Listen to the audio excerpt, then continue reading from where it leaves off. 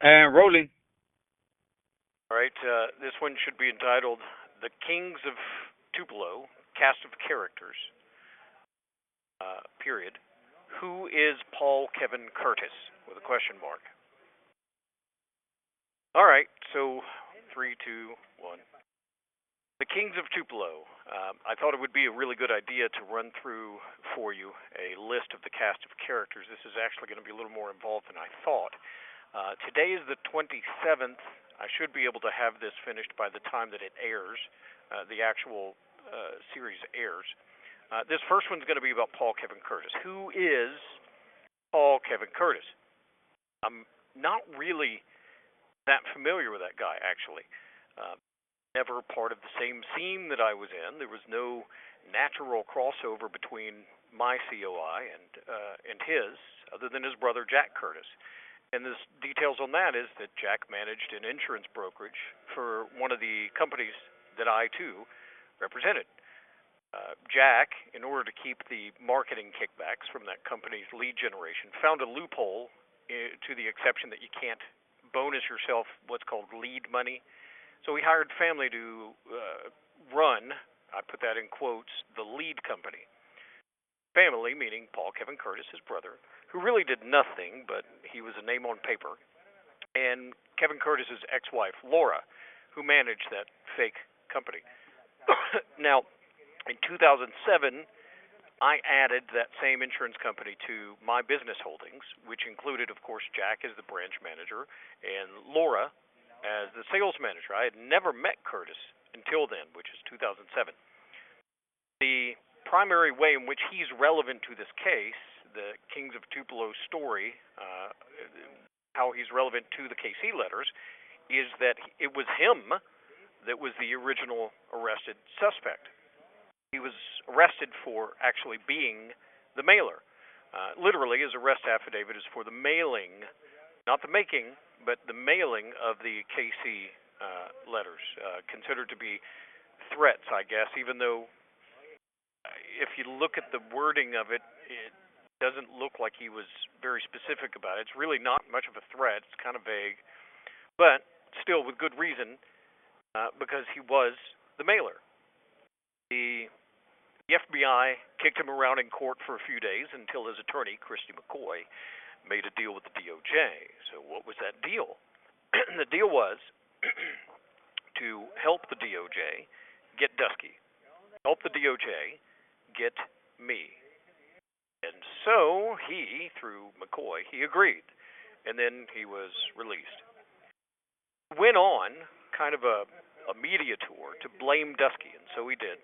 Went on Good Morning America, Today Show, just pretty much everywhere there was a camera with a wide enough angle with a wide enough lens to fit his giant face. He literally told them that he had told the FBI all along this.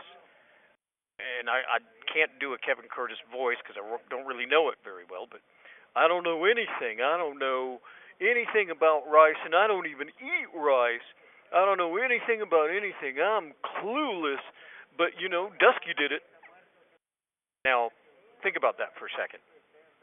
What's the obvious first thing that any self-respecting reporter should have immediately asked?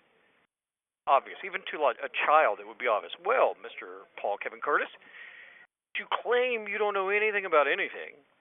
How could you possibly point to any particular person at all? Out of 8 billion people on the planet, how could the one guy who claims to be clueless actually claim Dutschke did it?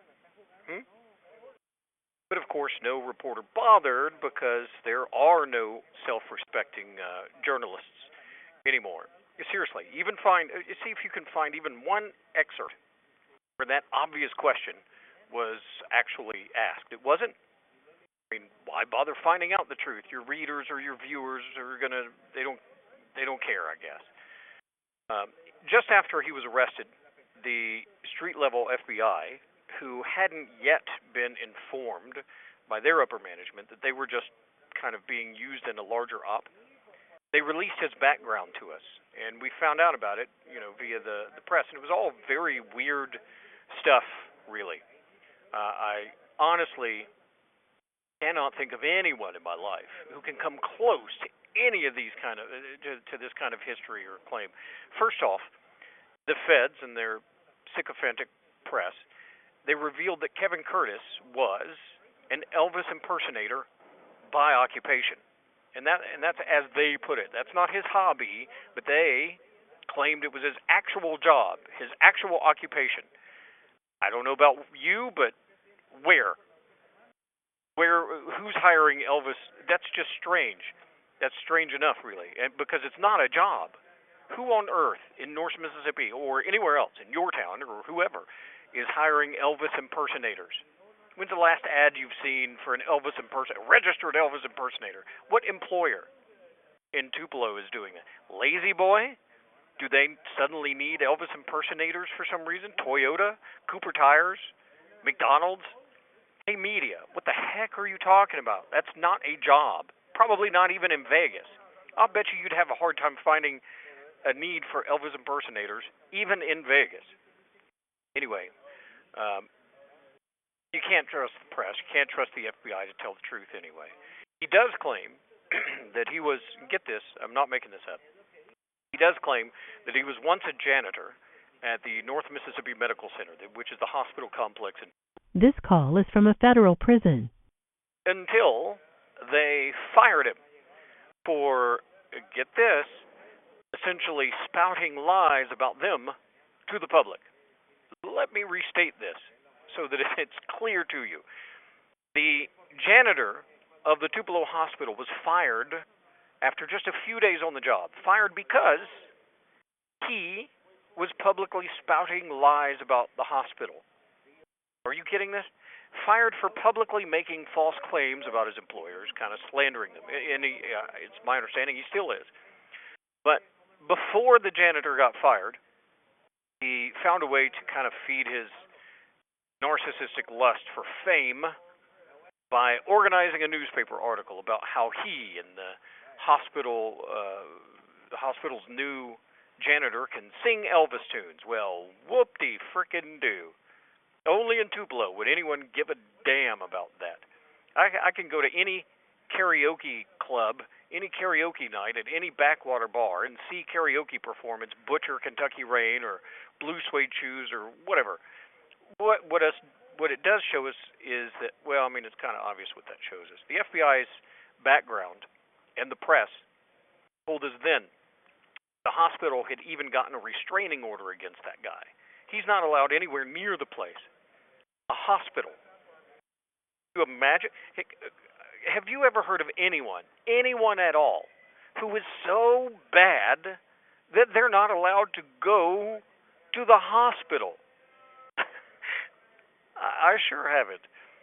It was revealed that he's not the only person who had legally acted to get a court order against him. His own family member. I think the news and the prosecutors in court revealed that Kevin Curtis's very own sister had a restraining order against him. Now, most people in this country have never gone so far as to file seeking such a judgment against another human being. I certainly haven't. No one in my family ever has. I don't know a single person in my life who's even thought of seeking such an order against another human being. How bad does someone have to be to do such a drastic thing, especially against family? Harassment, threats, stalking? Turns out it was all of the above. So I'm going to finish this in part 2, 3, maybe even a part 4 to this one, because this particular character is actually quite involved. Who is Paul Kevin Curtis? This is part 2. I guess, because this is going to take quite a few to get through, and I apologize for that. But, as I was just saying in part 1, talking about all the different restraining orders, there were multiple restraining orders that were placed against him. That's just strange. I don't know anyone that's ever done that to anyone. It's just a bizarre thing to me anyway. But it was revealed then, in 2013, that Kevin Curtis had been harassing and stalking and threatening people for years, and until now never really held accountable for it. Actually, he still hasn't Guess what his modus operandi is, his operational bias for my colleagues? Sending emails and letters. That's right. For example, Reverend Mike Hicks was a man who was threatened by Paul Kevin Curtis. When the Reverend had refused to allow Paul Kevin Curtis to address his church's congregation about some cockamamie scheme that Curtis was talking about, claiming the selling of body parts on the black market, which I suspect was probably a conspiracy that was birthed from his bitterness at being fired from the hospital, who he now smeared as part of that conspiracy theory. But Reverend Hicks wasn't the only one. Who else? What are some of the other folks that Kevin Curtis wrote about that hospital body parts conspiracy? Well, one of those people, as it turns out, we learned, was Senator Roger Wicker. Now, I have absolutely no idea why Kevin Curtis would pester Senator Wicker about it, or what was his beef with Senator Wicker. Another person we learned that he had written about it was President Obama. Now, I would not have had any way of knowing that. I don't get President Obama's mail, so I would have no idea who writes him or what the hell they're writing about, which, by the way, is important later. Now, this one's interesting. One of the elements of Curtis's nonsense that kind of became part of all of this was that a local funeral home was complicit in the black market body parts scheme. Steve Holland told GQ magazine 2013 that Kevin Curtis blamed, I don't know if this is true or not, this is just what Holland says, so it's doubtful anyway, blamed Sadie Holland, probably Steve too, for being part of that body parts scheme. Well, who is Sadie Holland? She is a woman who owned a funeral home with her son, who was an undertaker by the name Steve Holland.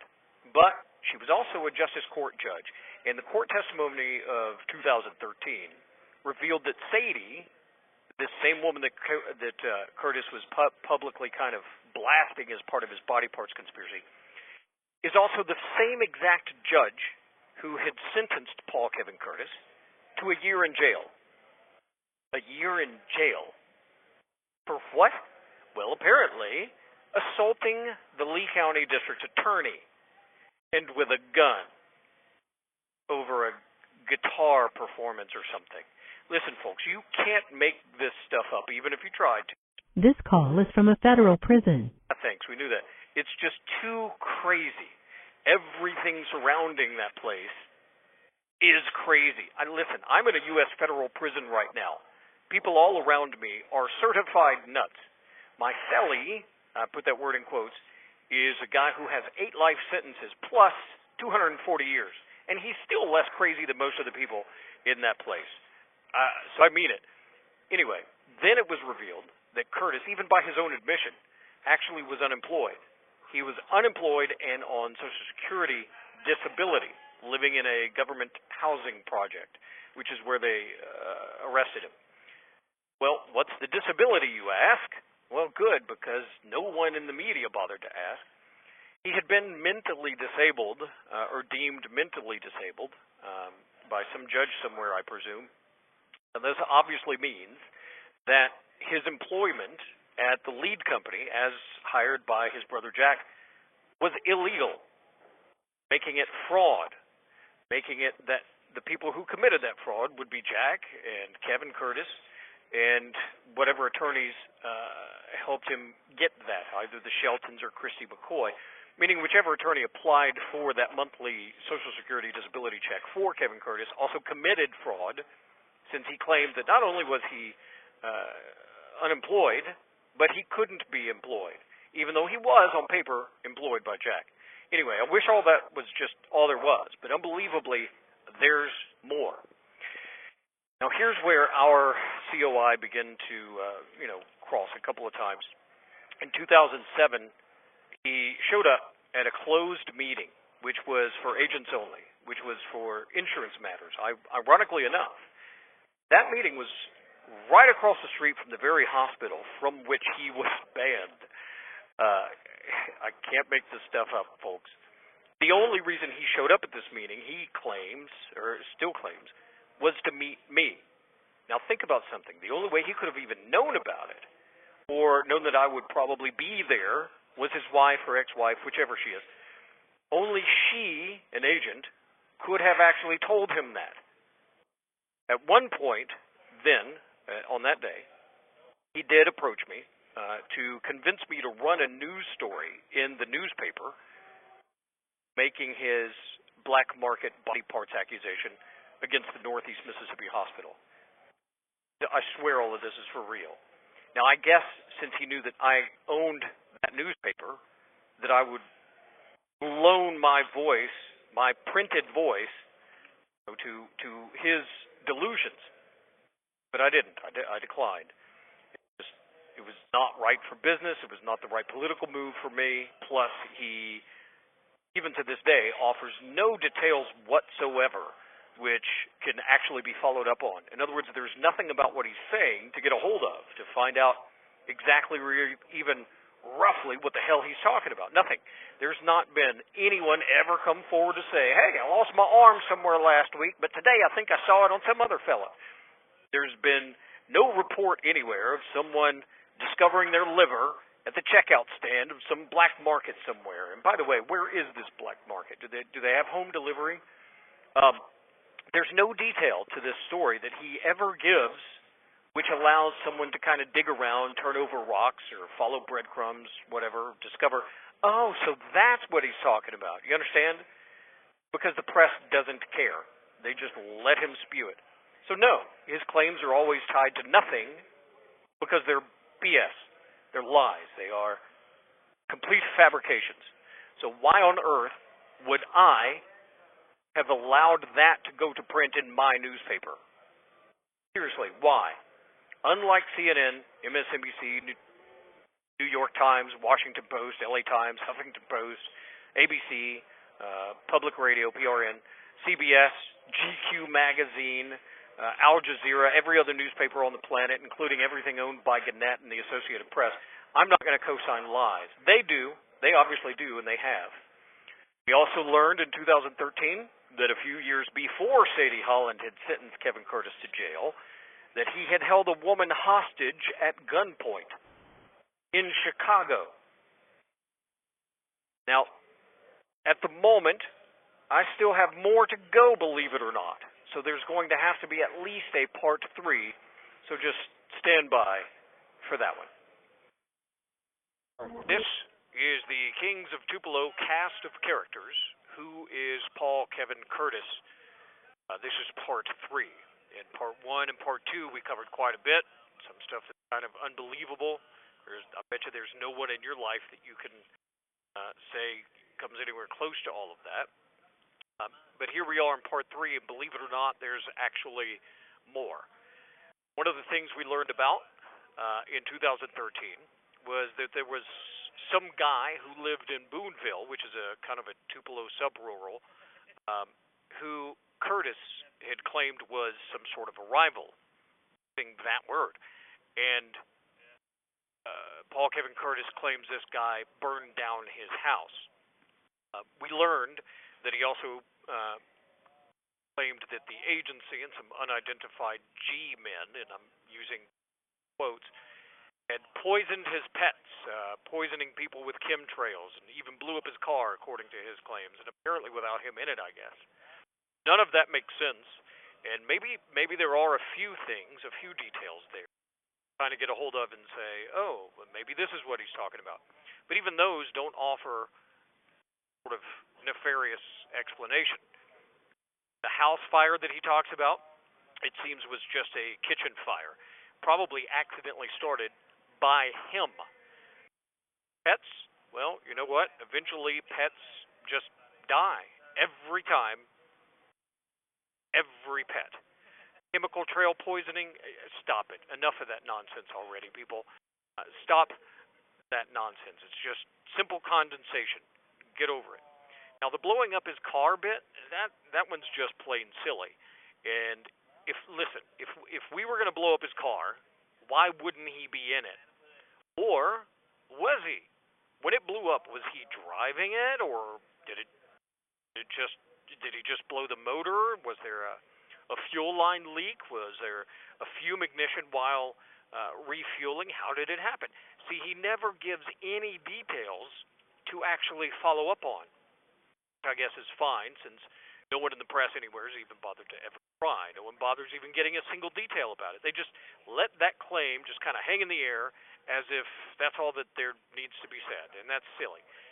Now, as far as his hobby goes, we learned in the court filings that he'd only done one, that is a single karaoke performance in pursuit of his cosplay act, and that was in years, and that he blamed that lack of, I guess we can call it work, on interference from people who were upset with his body parts claim.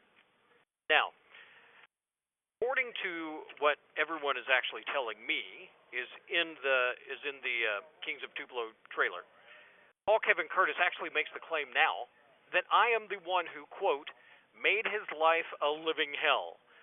That I also started his kitchen fire and blew up his car and even shot his dog, get this, with a tranquilizer dart. I seriously consider, by the way, that it is way beneath my dignity to reply to any of that. And I'm a guy sitting in max custody in a U.S. federal penitentiary. But this world isn't full of rational thinkers, really, so that's why there's so many reporters around. So if I don't reply, then some idiot will consider that I concede those claims as if they're admissions. So I'll be clear, just as I was in court in 2013. All of that is nothing but lies. It's untrue. Complete fabrications. I never made that guy's life a living hell. I barely even knew he existed. He was not part of my life or in my thoughts at all. There were a couple of occasions that he would find a way to intrude into my life, and then I'd just kind of slap it down like a mosquito or a gnat, and then move on with my actual life and actual kind of important matters. I did not set fire to that guy's house. Never even knew that guy had a house. In fact, last I knew, as Jack, his brother, had told me, Kevin Curtis was actually living with his parents in Birmingham. I never blew up his car. I don't know the circumstances because I haven't given any details, but probably nobody did. Sometimes cars blow up. If he had blown up his car, there'd be no trace of it, and there'd be no trace of him to even make that claim, which is silly anyway. But unlike him, I don't have to convince anybody of anything because I know me and I know my life very well. His accusing me of that, who the hell does he think he's kidding? I know better. Anyway, it never happened. And despite what he claims in the Kings of Tupelo, I never tranquilized his dog. I don't even know his dog.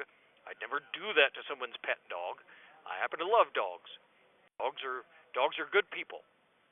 This call is from a federal prison. Dogs are good people. Dogs are better people than most people. That friendship, his friendship, I'm reluctant to say with that dog, may be the one thing which keeps Kevin Curtis sane. Except that he, isn't. And not even dogs are superheroes.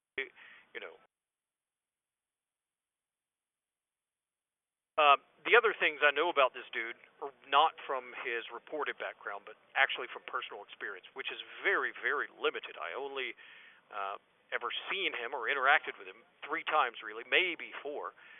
But those times were kind of significant, mostly involving his harassment of me, trying to intrude on me into my life, into my circle, even going so far, literally, I know this sounds bizarre, but this is what happened. Literally impersonate me, stealing not my identity exactly, but my life. It's like this guy was trying to get my attention, my favorable attention. Here's an example. I was once asked by a fellow Mensa if we had a new member in Mississippi Mensa. Now, for those of you who don't know, Mensa is essentially it's an organization of people who are formally certified as genius level IQ, or thereabouts, higher even. The reason I was asked was because Kevin Curtis had posted somewhere a fake certificate of membership from Mensa. But what Kevin Curtis didn't know that I was instantly aware that it was fake because I was an officer in the local chapter of Mississippi Mensa. I've been a national member Mensa for a while. In fact, I designed, hosted, and ran the Mensa website on my server, which listed every single Mensa member in Mississippi, their Mensa numbers and their contact information. Let's be honest, there really aren't that many of us in Mississippi.